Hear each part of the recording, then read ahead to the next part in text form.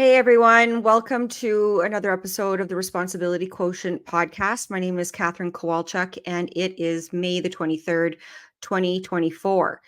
Today I have as my guest Dr. Regina Watteel. She's the author of this book, Fisman's Fraud. And if you have not had the opportunity to read it, I encourage you to do so. This is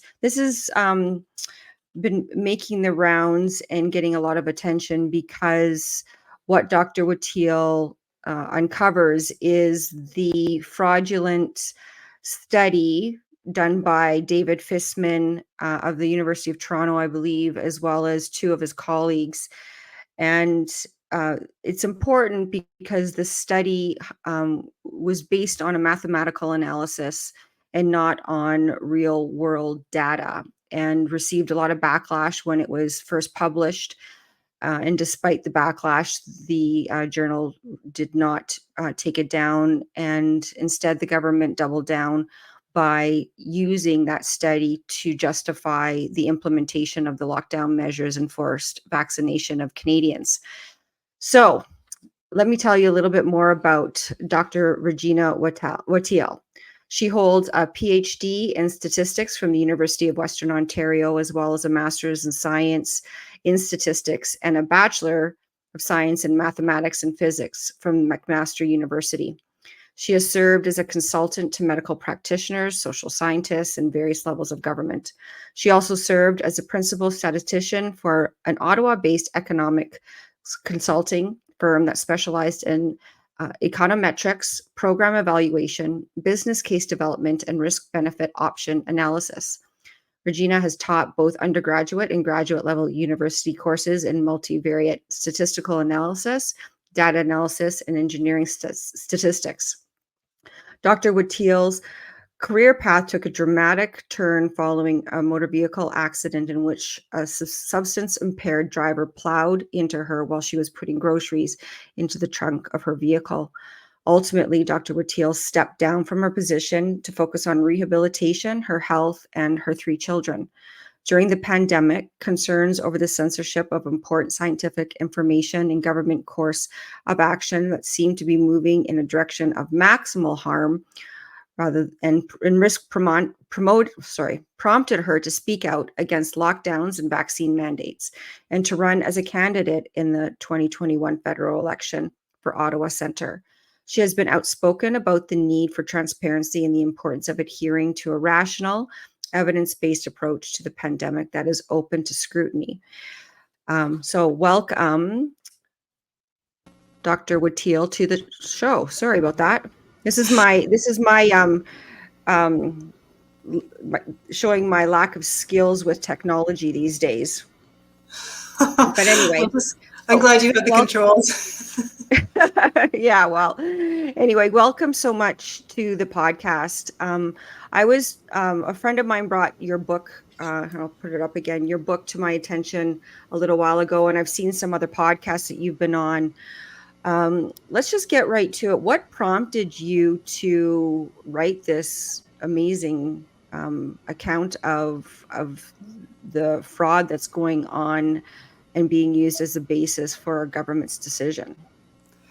Well, I didn't set out to write the book. I set out to have the study retracted and to basically set the record straight, because the study was used in Parliament to justify the mandates and travel restrictions. But when it became clear that the top institutions were not willing to do anything except endorse the study, and when I couldn't get anywhere with the Ontario Provincial Police as well, I decided I had no choice but to write the book.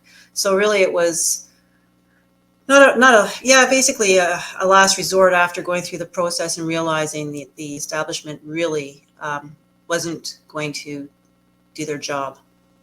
So in the book you set out that you had written the journal. In which journal was the study first published?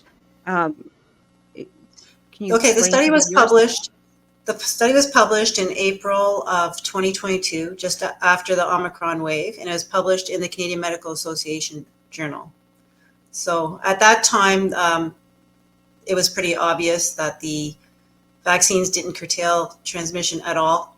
We had the big Omicron wave. Ontario data showed that it was the vaccinated that actually dominated the cases and that they had higher rates than the unvaccinated. And we had, just months before that, we had the trucker convoy here in Ottawa protesting the mandates and travel restrictions. And that put a lot of pressure on the government to end the restrictions. And the provinces, one by one, did relent.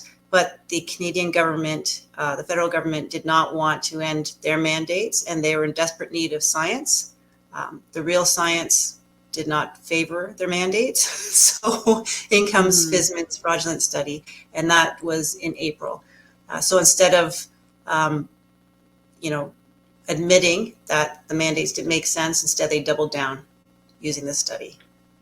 Right. So when March of 2020 was upon us, and the government was telling us, and mainstream media was telling us that we had to lock down, what were your initial thoughts about what was happening? Well, before the 2 weeks to flatten the curve was announced, I wasn't really paying too much attention to what was going on in China. I mean, I had heard I've seen this stuff on the internet and everything else, and I wasn't too worried about it at that time. But as soon as Premier Ford in our provinces announced that they were going to extend, going to put the lockdowns in for 2 weeks after the March break here in Ontario, I couldn't believe it. I was just on my way to grab a coffee. It came in over the radio. When I got home, I fired up my laptop and started getting all the data I could to see what was going on. So my initial response was just to do a quick analysis to see what the risk was, because it was a very drastic measure.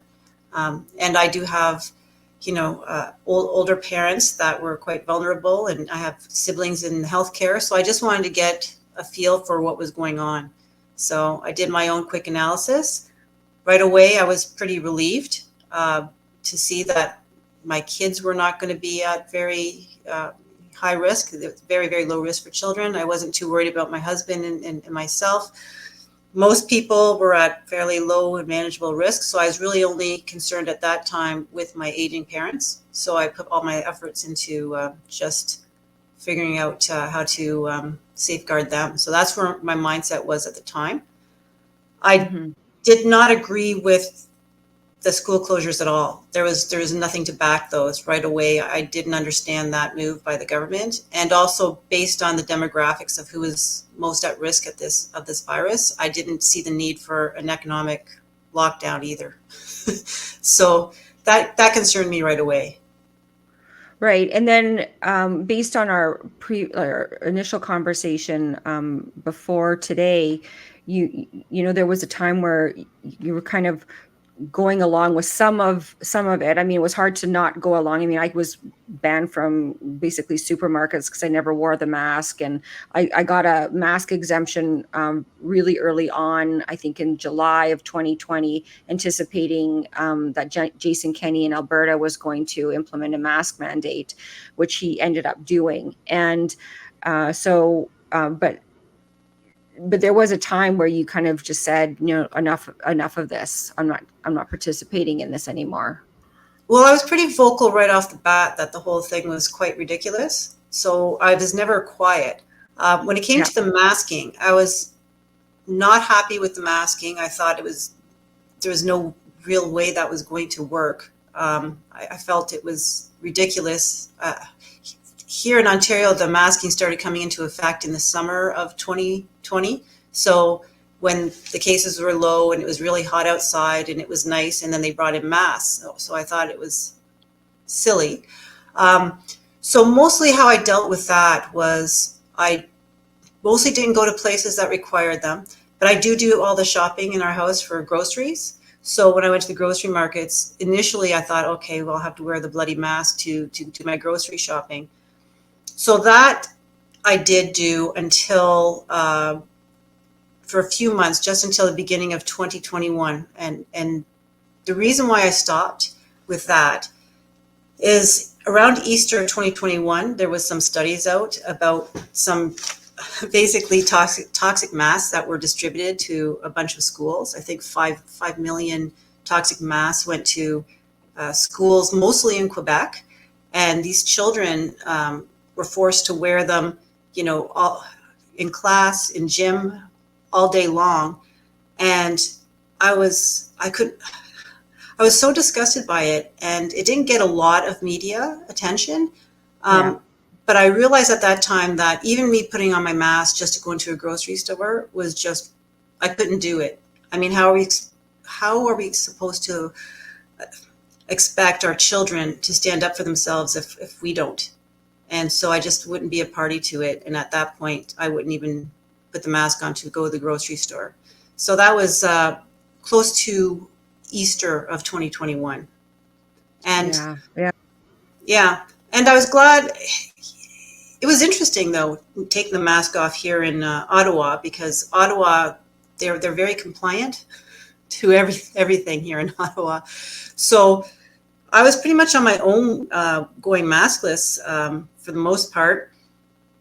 But really, it was easy. It was easy. Nobody said or did anything. So I found that really amazing. I did tell a few other people, and a few other people joined me, but apart from that, most people did wear their mask.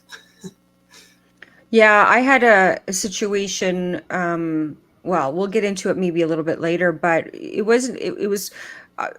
was interesting because we were, you didn't really know when you were going to get targeted when you went out, not wearing a mask or you wanting to comply with any of the bullshit. But I did end up becoming more housebound, that's for sure, and did more ordering to my house for groceries. And luckily all the big box stores got together in sufficient time to be able to organize themselves to be able to provide that sort of delivery service for the people that were trapped in their homes because of the ridiculous mandates. But let's get back to your book. And can you maybe give us a little bit of background about the authors of the study, and um, and the players involved, like the institutions as well that participated and encouraged this? Okay, well, the main author, the lead author, is David Fisman. He's a tenured professor at the University of Toronto, and he's also a physician of internal medicine. And David Fisman was involved in pandemic modeling right from the beginning. So I believe he got his first grant in February of 2020 to begin modeling the COVID pandemic. And he's basically been the front man for Canada's pandemic modeling. And he advised all levels of government, from municipal to provincial to federal. So he was very influential throughout the entire pandemic. He also served on the Ontario Science Table. A lot of people are familiar with the Science Table was pretty prominent throughout the pandemic and had influence everywhere across Canada. He does specialize in mathematical modeling, as does Ashley Tweet. She is a co-author. She also has a Ph.D. in that specialty. And then there was one other co-author, Afia Amoko. So the three of them co-wrote the paper. The paper was published in the Canadian Medical Association Journal. The three of the co-authors are from the University of Toronto, and it was funded by the Canadian Institute of Health Research. So it was a federally funded study. So when I first read this and realized that it was actually blatantly fraudulent, I tried to get the study taken down through CMAJ, the journal, but they were not interested in establishing any dialogue whatsoever. They had already received dozens of rebukes from other scientists, and they just weren't going to take it down. So then I went to the University of Toronto, and then when they refused to investigate, I went to the Canadian Institute of Health Research. And So when you say you went to were you writing them? Were you calling them? What kind of dialogue did you have with them? so for all of them, I would write letters and send them by email, and also couriered.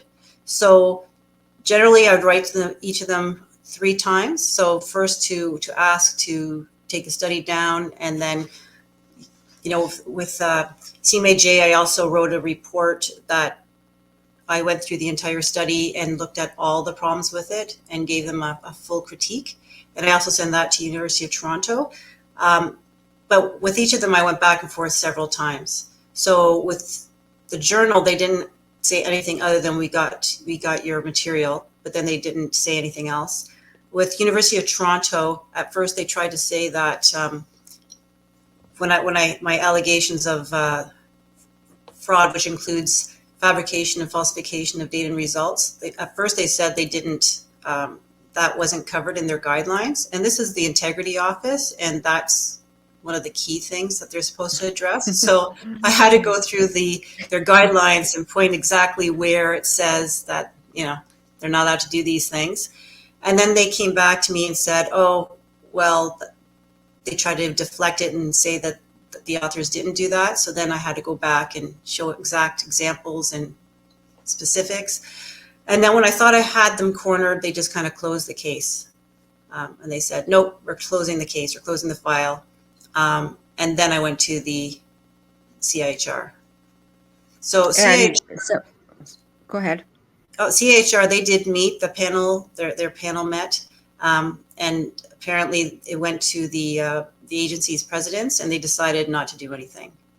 And with CIHR, I had asked them to set the public record straight because it had been shown in Parliament, and so I felt they had a duty to correct the record, but they decided not to. And did any of these organizations provide a rationale or any reasons for their decision to stop their investigation or dialogue with you? Not really. I mean, they try to say that this is a matter like a difference of scientific opinion, but it really isn't. It's textbook fraud. So it's not, fraud isn't a scientific opinion. They actually satisfy the textbook definition of scientific fraud. So. Okay, so maybe let's explore that a little bit. What about the study is fraudulent from your perspective? Well, what the researchers did was they concocted a deterministic model to simulate fake data that basically showed that unvaccinated individuals had higher incident rates during the Omicron wave. And then they tried to pass off that fake data as a true reflection of what happened, even though the real data said the opposite. So we had real data available, and it basically said that, well, it showed that unvaccinated individuals had lower incident rates than vaccinated during the Omicron wave. So there's two things that the researchers did that is considered fraudulent there. The first is to just make up data and pass it off as a true reflection of what happened. That's fabrication.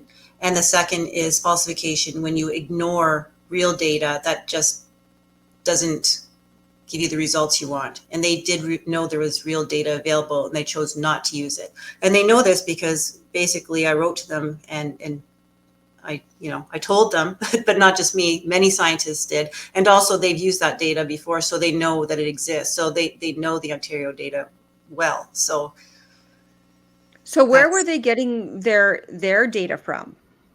Oh, it's just a model. They make it up. They create a model and they feed it inputs, and then it spits out what you want. So based on what you put in, you get results you want. It's completely deterministic. It's based on their assumptions, which are incorrect. Right, garbage in, garbage out, kind of thing. Yeah, it's completely. It's there's no real data here. They just make it up. Yeah.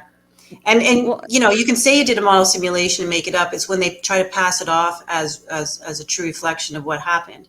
So there was a lot of effort put into that paper to make it sound like it was based on real people and it pertained to real people. And they used the word people 76 times in that document. People this, people. We found that people, who did not vaccinate, that kind of language is inappropriate. Well, because there were no people based on the numbers that they created. It was just just assumptions that they inputted in. Yeah. There's no model validation whatsoever. I mean, this model was bad, not just because it was fraudulent, just scientifically, it was a garbage model. So there was a lot wrong with it. So at one point you went to the police as well, didn't you? Yeah, once the institutions were not willing to investigate, I did a little bit more digging, and I found they just had a lot of conflicts of interest themselves. I decided to go to the anti-rackets branch of the Ontario Provincial Police and ask them to investigate. So I wrote a 150-page evidentiary report and sent it to them. And then a few months after that, I did have interviews with them. Um, Obviously, it didn't go anywhere. no, no, it was pretty clear that they did not want to investigate.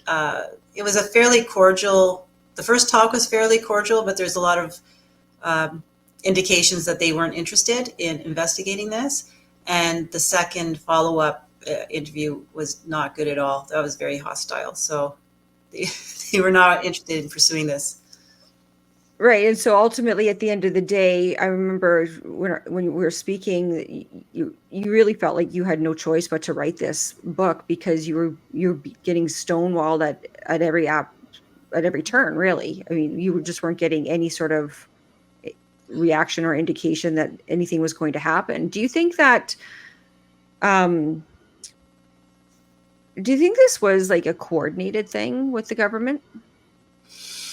We're trying to get information as to whether the government had uh, any direct connection to the study itself, and whether they had, like, we don't know who coordinated the media frenzy afterwards. This is a Well, scientific what study. about the fact that they funded it?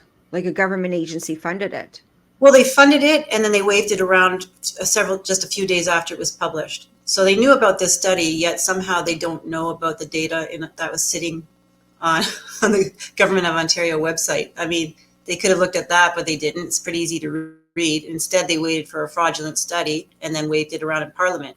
Um, and the other issue, of course, is that like there was a huge media storm after this, which is very unusual for research papers.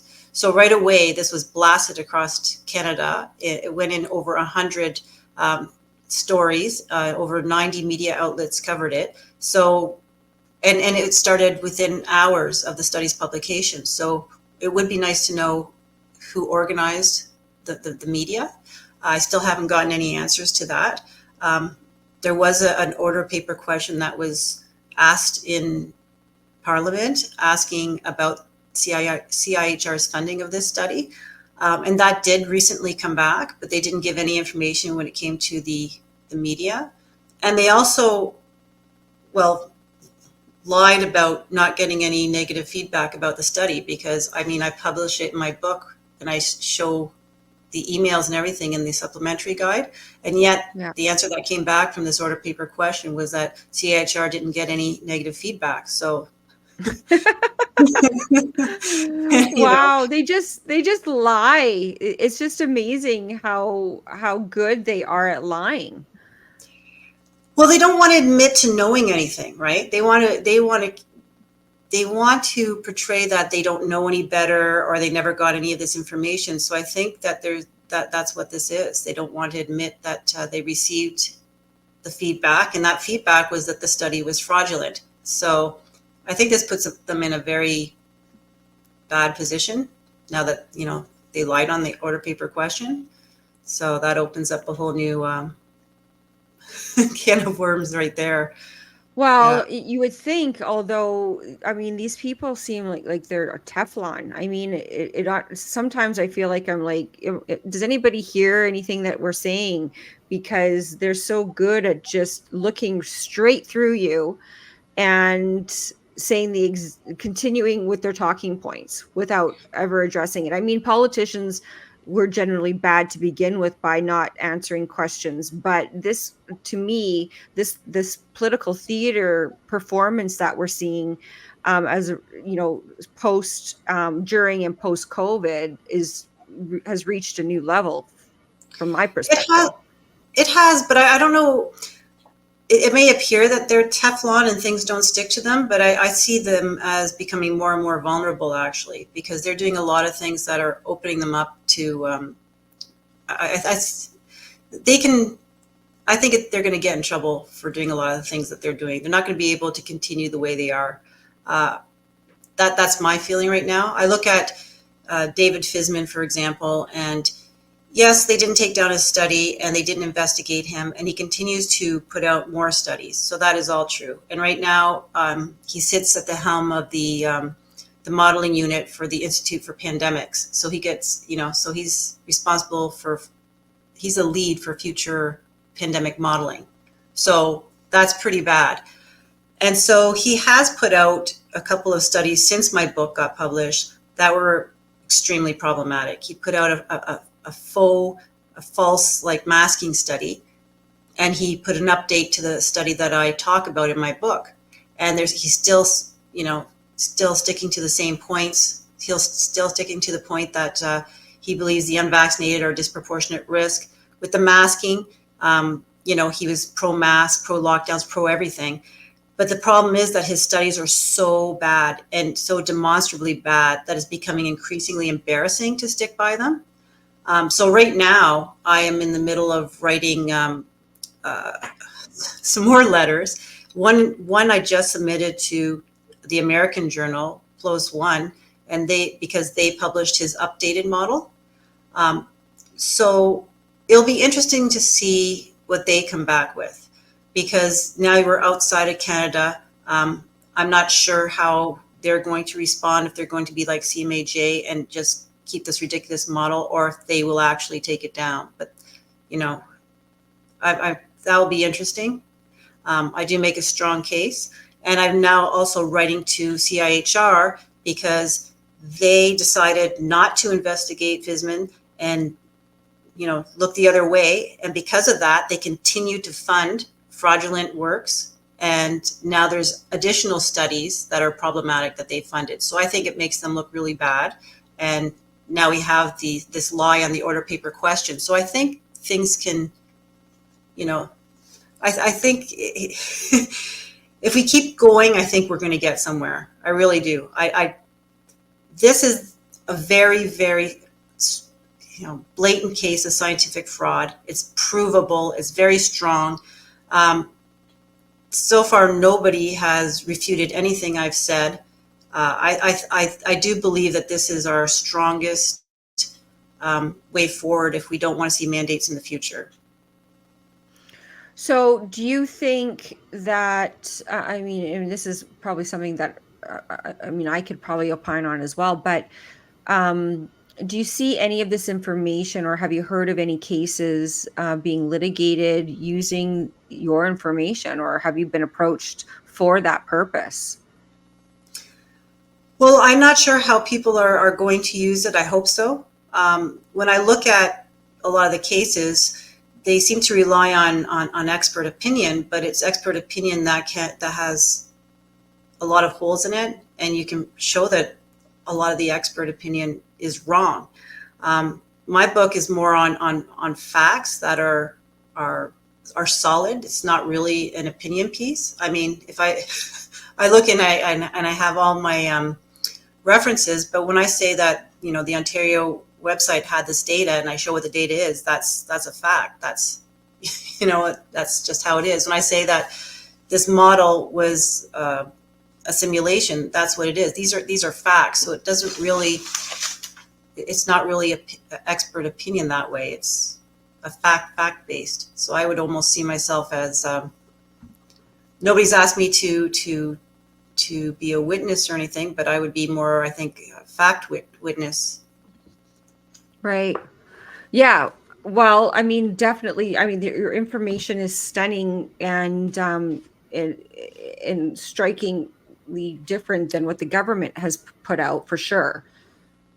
Chapter 13 of your book, you talk about the courts a little bit, and you highlight that a few months after COVID, Lametti, the Justice Minister Lametti, the federal justice minister, and the Supreme Court of Canada Chief Justice Wagner got together and convened a action committee with other chief justices across the country and other senior level officials and other individuals that were senior level in the judiciary. And this action committee, it's mandated, and I'll read this from your book. It was to adapt public health principles and guidelines identified by first ministers and health authorities to the unique context of courts, providing national guidance to support the restoration and stabilization of court operations in all jurisdictions.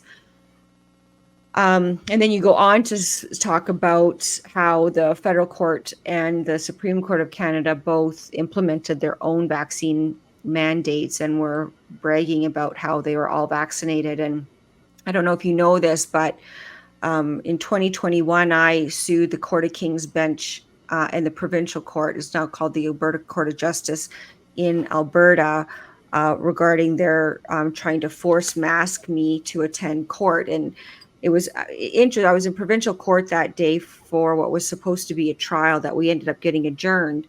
But I was basically harassed by security guards coming into the courthouse. And then I proceeded up these and refused to wear a mask. And then somehow got through security because I put it around my chin, but I took it off when I got into the courtroom. And the judge at that time said that I had to step into his jurisdiction in order for him to be able to provide me permission to take my mask, to not wear a mask, right? And so that initiated a few letters being exchanged, and then the court's lawyers actually invited me to file a human rights complaint against them because they weren't going to do anything about their policy. They had a no masking policy at that point. The vaccine hadn't yet arrived on the scene in terms of a mandate for them. And so I thought about it a long time, and rather than doing that, I decided that I would bring a claim against them. And part of the claim is a charter challenge, of course. And it's kind of been sitting, that case has been sitting in kind of abeyance, being case managed by a judge that doesn't want to return correspondence with my lawyer. So in any event, it didn't stop me from talking about it. But you make a good point in this book. And you ask, something along the lines like around bias and whether or not we can actually expect any level of government who will hear a COVID litigation case to be free of bias when all of the courts in Canada, the Supreme Court of Canada, the federal court, and all provincial courts that I know of, especially I know in Alberta anyway, for sure, implemented masking and vaccination mandates. And so what my case kind of highlights is that I'm suing the Court of King's Bench and the Alberta Court of Justice. But the Alberta Court of King's Bench is going to also, not only am I suing them, they're the defendant, but they're also going to be the decision maker. Yeah.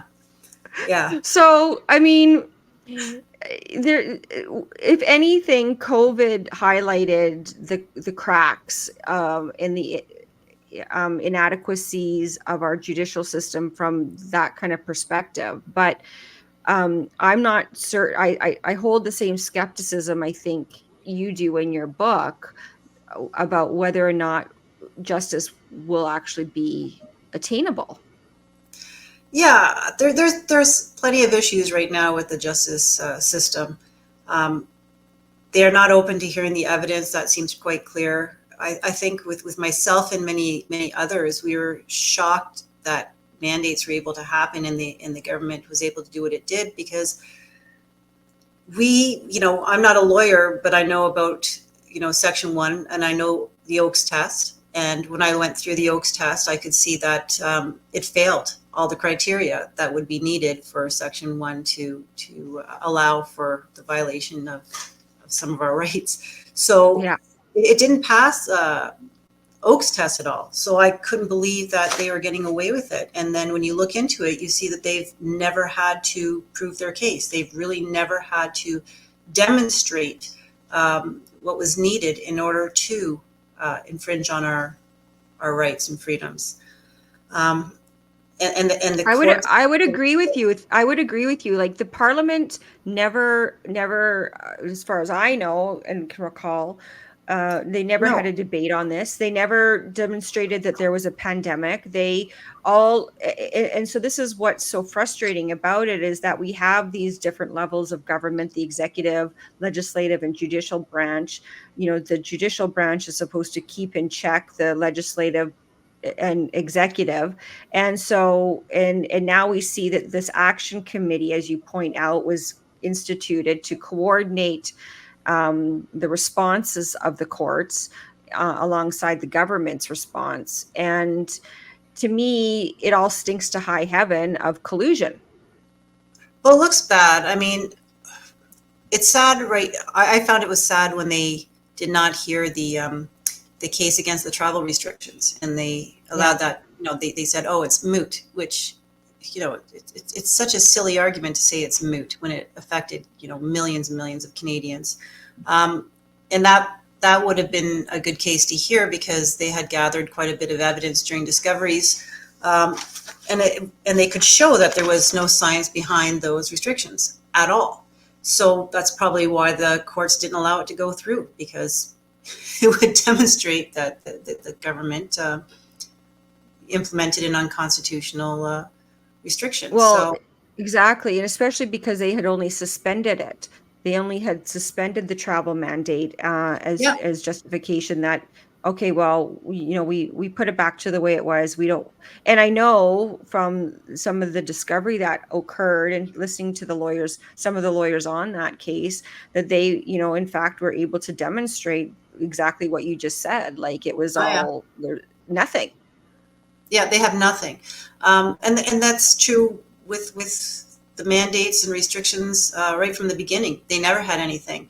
So I think they have a lot of problems when it comes to the evidence.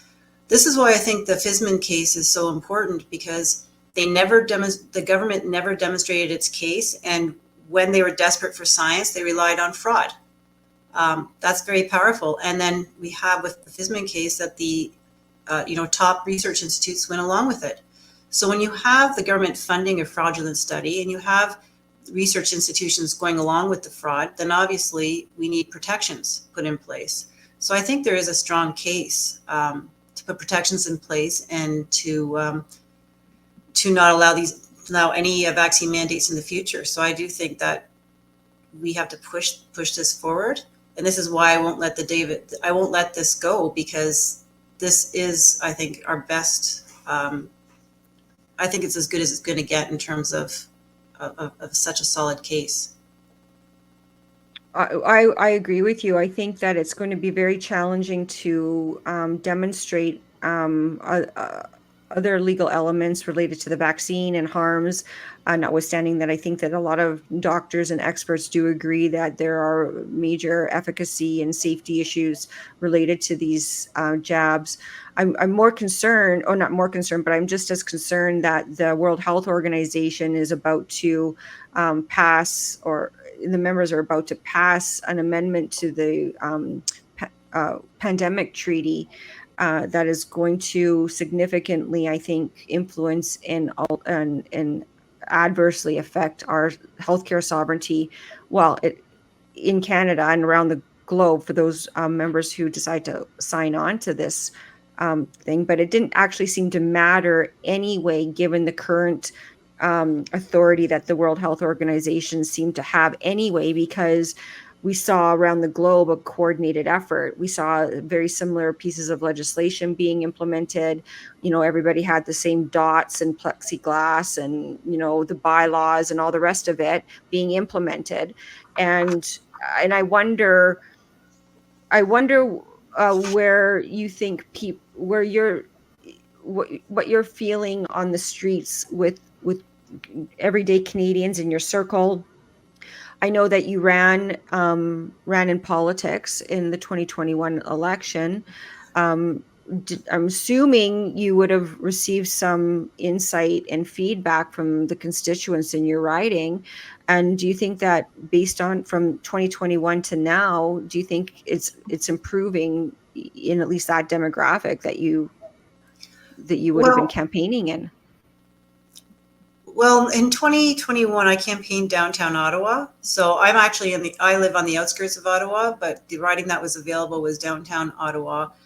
And they were not open to the message at all. I mean, downtown Ottawa, that's where the Freedom Convoy ended up. So even at that time, which was months after the election, they still were not open to hearing anything to do with, you know, against the mandates. The downtown Ottawa is very liberal, very NDP. They were very in support of all the restrictions. Well, the residents that could vote were. I did talk to a lot of there are a lot of travelers that go through, and they weren't as keen. And there seemed to be a very big difference between the people who were financially well off versus those who weren't. The ones who are financially well off seem to be more on board with the restrictions than the ones that were struggling. I did find that when I was campaigning. I don't know if too much has changed downtown. I talk more to the again. I live on the outskirts of Ottawa. When I go downtown, they still are pretty strong into anything the Liberals and NDP says. So. But I don't think that that's representative of the country. Downtown Ottawa is just, very It's a small subset. But and you ran with the People's Party, is that correct? I did. I ran with the People's Party. They were the only party that was fighting the mandates. They were the only one. Yeah. I was hoping that the Conservatives would. They did say that they weren't going to implement mandates if they got in, at least not yet. I was really listening carefully to what they were saying at the time, and they were in a very strong opposition when it came to the mandates.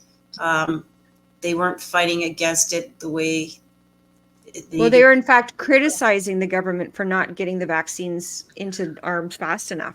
Well, that's the thing. Like they were very pro-vaccine, but they themselves wouldn't mandate the vaccine. So that's where they drew the line. But even when you looked at some of the MPs that were running, in neighborhoods, like in Cornwall, for example, had a Conservative MP. And when you listen to what he was saying, he was on the fence, and all he could say is, well, I don't think it's time to mandate yet. And so when I hear that kind of talk, it doesn't give me a lot of faith that they would have stood against the mandates. So yeah, I ran with the People's Party. The People's Party was very strongly against the mandates and the lockdowns, and so was I. There was no evidence whatsoever for those measures. And I know. Go ahead. Go ahead. Sorry. No, go ahead. No, I was just saying at the time when I ran, my whole family was pretty much affected by this because my two older children were at university, and they were required to vaccinate if they wanted to go on campus or to remain in varsity athletics. My husband was a federal worker, so he was subjected to the federal mandates. My youngest, he was just starting high school, but he couldn't partake in any sports or anything like that. And I have siblings in healthcare, so we were all really affected by what was going on with the mandates. So I felt I had to step up and run. So. Yeah, I felt the same. Well, I felt like I had to speak out right from the giddy up.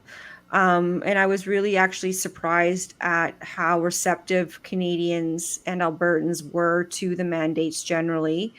It was really disappointing to me, and there was always a small but there was a lot of people that were quietly going along to get along, and which I think further exacerbated the issue, because what we really needed to be was in solidarity. And a friend of mine always says, like, if we had just said no to the masks, this could have potentially changed the trajectory of Yeah.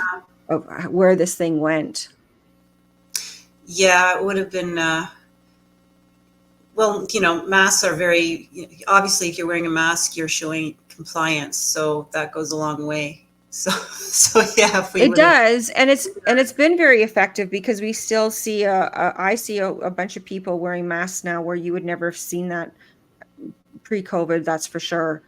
So it's definitely done a good job instilling that sort of fear it has. into people. And I But think it's really tragic because, not only did the people like myself who didn't comply with the mandates, we had our own our own adverse reaction. I know for me, it's been very hard on my husband and myself and our family, and we had to make decisions as a result of the lockdowns, mostly because of the economic impact. Because my husband did lose his contract for a little bit there because he wouldn't go along with all this nonsense, and so it's really had an impact on my family personally.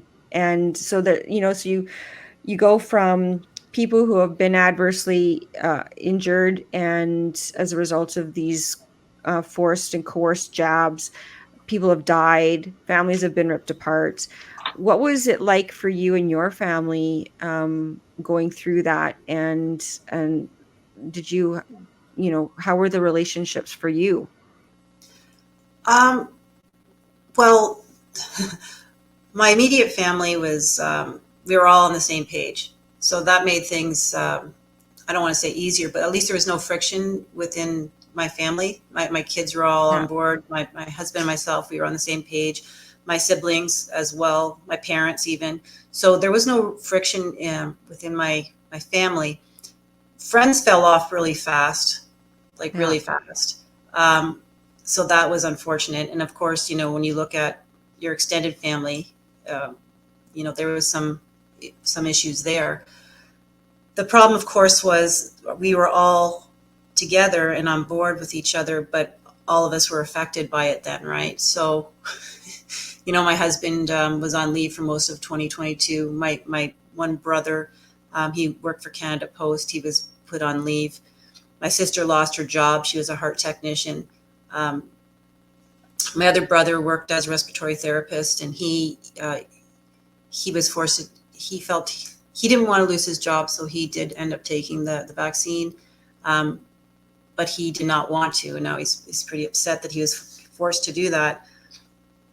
And then, of course, my kids, they weren't able to go on campus and go to school.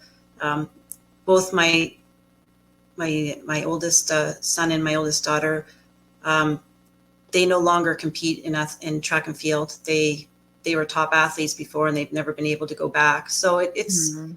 from that perspective, it's been very, very bad.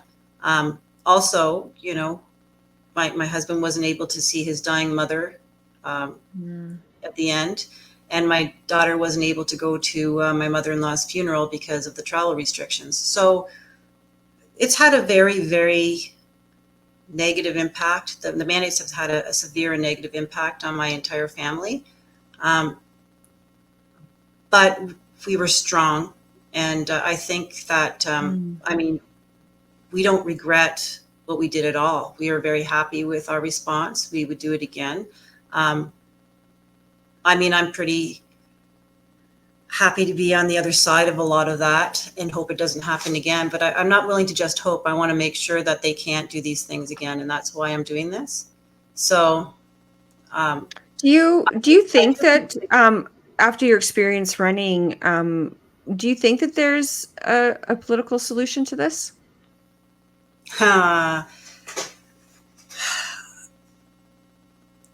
I don't think that it's wise to just cross your fingers and hope that the next person in will fix everything. I think it's going to take a lot of public pressure, and it has to come from the people. And we have to demand protections, and we have to demand change, and we have to demand accountability. And I think that we have to do that for the courts as well.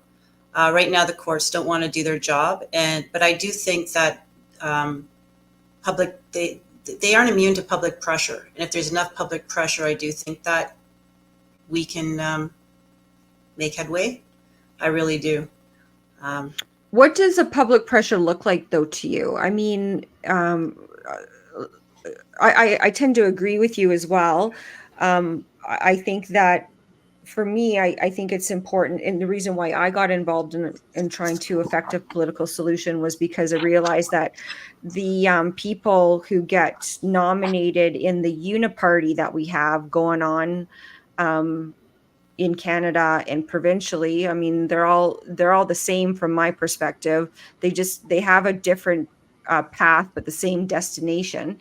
Their policies are mostly the same with respect to the real core issues that are fundamentally changing the social and economic fabric of our society.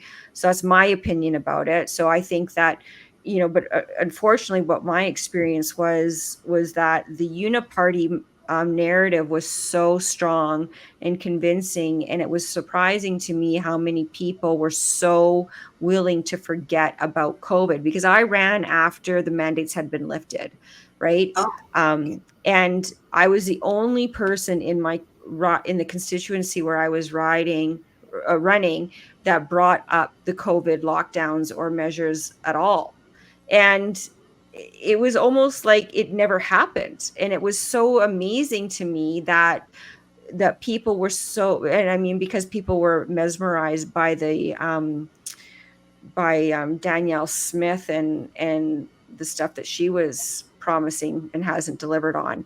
But in any event, I think that it is going to be public pressure, that we have to remain steadfast in that and continuing to hold our government accountable. And I think that, thank goodness for the internet, so long as, we don't have for as long as we don't have major censorship, even though we do have censorship, I think the internet has been a godsend in some respects to get this message out to people. But we have a big problem with our media, and we have a big problem with this narrative that, this distinction that Canadians think, or this illusion that we've been told that we actually have a choice in a different political party. I mean, what are your thoughts on that? Okay, well, to me, there are a lot of people that just want to forget what happened and move on. And that's not a good idea at all, in terms of, if we do that, it's going to happen again. Everything's in place for mandates to happen again, and for our rights and freedoms to be infringed upon again. I mean, they did it the first time. There's been no negative repercussions whatsoever. There was a lot of benefit to them for doing what they did. They got a lot of power. They were able to spend a lot of money. There's no reason for them not to do it again, unless we put protections in place. For the political parties, what I look at, I think that the more I talk to people, it's very obvious that people across all fields were impacted negatively from the mandates, and that includes, some politicians. So when I look at, for example, at the Conservative Party, the Federal Conservative Party, I was not aware of politicians that were kind of sidelined at the time, but now I am, right? And that's what happens, that people who were impacted, they didn't have a voice, so you didn't hear about them. But there are people, that are in positions that can bring this, to the forefront. And when they go to fight things, they have to have the tools to do so. And so, that's part of what I see I'm doing, is trying to create the tools to help them push for change. So it's part of getting the tools in the right hands, right? That is true. I mean, I didn't see too many politicians here in Alberta pushing back in any meaningful way. And in fact, I know a group of politicians during the time met with various doctors, Dr. Alexander, who was on the scene and still is on the scene, and McCullough and others, asking I'm gonna try to move. the Sorry, government to my please lighting is so bad stop in the this house shots. that I don't even know where to put my camera. I Oh no, apologize. It's like, oh my no, god. no, no. but it's like That's there's really I'm not sure what to do. I there you go. apologize. That's good. Uh, it's No, pretty no, bad. don't worry about that. No, it's okay. It's so distracting. I'm really sorry, but yeah, I'm gonna have to find another place in the evening. Oh, yeah, no worries, no Yeah. worries. But I was just saying that, they had the opportunity to table information in the Alberta legislature midway through the pandemic and plandemic, and they haven't done it, right? And so I guess I'm a little bit jaded because I think that it's very obvious what we needed to do. We need to have a public inquiry. I think independent public inquiry. We need to get some laws, repeal some laws that are just not serving us. But mostly we need to have people, I think, stand up to I guess, as you said, like, I think run for politics, and I think people need to be Yeah. encouraged to vote differently. But also I agree with your standpoint too. I mean, we're not all experts in all things, and we need people with your expertise to weigh in on making sense of these studies and doing that analysis that you did. So I think I'm a huge fan, and I think that if there's anything that we can do to support you so that we can support other people in helping them, affect some change, that would be wonderful. Yeah, like I've been very fortunate actually. Like since when I first published my book, it was a bit unnerving because I didn't know what to expect and who was going to come after me. Um, and I didn't know exactly how I was going to get the message out. And I've been very fortunate in that I've been able to go on podcasts like yours and get the message out. So that's been, I've been pleasantly surprised about that. That's been amazing, that kind of support. Um, Also, because of that, this book ended up getting into the hands of some MPs, which is important. So because, like I Yeah. mentioned, there are some MPs that really do want to see change, and they do want to, uh, you know, bring in protections. So the fact that my book was able to get into their hands was very important.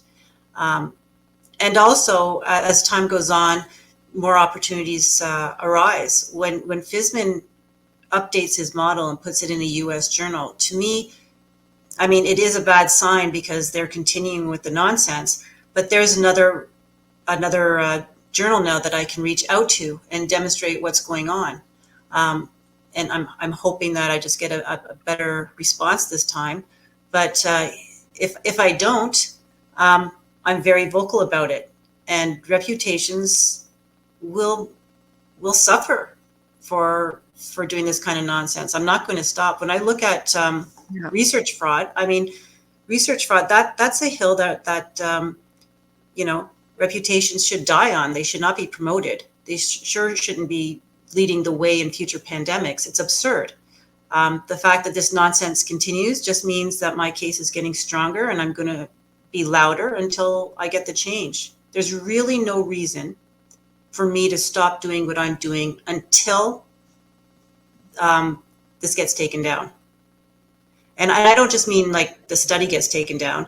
What gets taken down is this pandemic of the unvaccinated nonsense. That's what needs to be Yeah. taken down.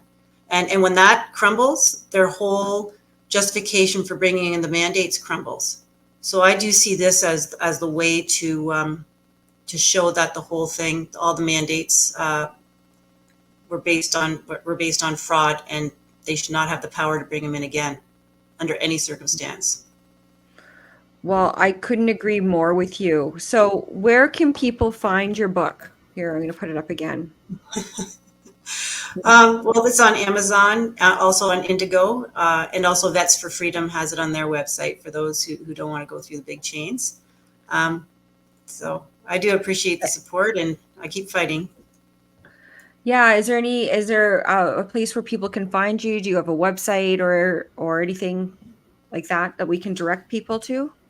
Well, my Twitter I'm most active on Twitter. It's just fast and easy. And I do have a Substack. I don't publish on Substack very often, but I do. Mhm. I have put an update there, and once in a while when I have things that are outside my book that are linked to it, I'll put it on my Substack. So I do have a Substack. But if you follow me at Regina Watteel on Twitter, that's probably where you'll see the news. Okay, yeah, I think that's where I contacted you as well. So I just wanted to say that it's been it's I'm so happy that you wrote this book, and it's nice to know that there are a lot of rational people out there who are committed to the truth. And I don't know about you, but I feel like, you know, we may not be we may not be seeing the progress that we want to see right now, but I don't I know for myself that I want to be the person that people will can say without a doubt that this is a person that stood for the truth and can trust me, because this is not always going to be the way it is. And people will come and go, and these tyrants will end up failing, I do believe. But I think that it's so important to be in the truth, to remain principled in our position, and continue the fight one day at a time, one step at a time. And I think that over time we will triumph. I do believe that.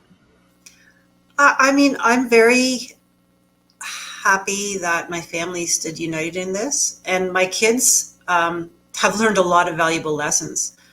So that gives me a lot of comfort. They've been very good, and they were very strong as well. So yeah, I've been fortunate, and I do actually think, like right now, I'm very optimistic that my goals are going to succeed. I just am. I look at what I'm doing, and the hands that my stuff is getting into, and I think I'm making headway, and I feel I'm going to be successful at getting this done. I think you are too. Please, thank you very much for joining me today, and please stay in touch and let me know when if you publish another book. I mean, I'll be the first to be in line to get a copy of it. That's for sure. Thank you, Catherine. Any other departing words before we end tonight's live stream? Yeah, I mean, I think we have to be persistent. So I know it's easy to lose faith, and it's tiring, and it can be disheartening. But I think if we're persistent, that we can succeed. So I think so too. Well, you are an inspiration to me, and I think to other Canadians. And this information is very easily purchased, and give a copy to your friends, to your MLA, to your MP, to your city councillor, because well, it's the truth, and it's fact-based, and we need to get the message out. So thank you very much for joining me today, and please stay in touch. I hope that we can have a conversation in the future, and celebrate the wins that we're about to receive. oh, for sure, for sure. And like I said, I Okay. do feel good at this moment that we're going to get somewhere. So Good. any updates, Good. I'll keep you posted. Okay. Well, thank you very much, and we will talk to you soon. Thanks, Catherine.